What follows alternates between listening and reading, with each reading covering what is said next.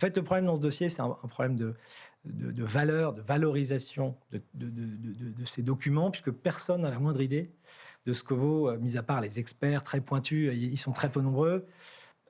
Personne n'a aucune idée de ce que vaut une lettre de Victor Hugo, une ébauche de Paul Valéry, etc. C'est très difficile.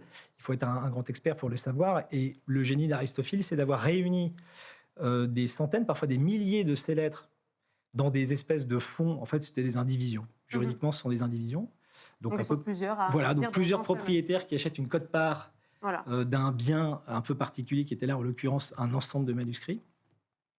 Et donc, c'est très difficile de dire si vous avez 1000 lettres dans lesquelles vous avez des lettres de Paul Valéry, comme je disais, d'autres d'André Gide et autres. Comment voulez-vous challenger la valeur qui a été retenue pour 10, 12 millions pour l'ensemble? C'était rigoureusement impossible. Puis il y avait un déficit total d'informations.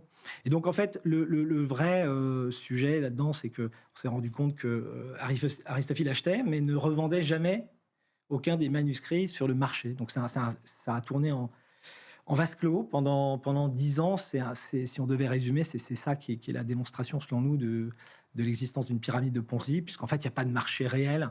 Il y a un marché réel, bien sûr, avec des collectionneurs et des manuscrits, mais il n'y avait pas un marché réel pour acheter au prix qu'estimait Aristophile les manuscrits dont il était propriétaire.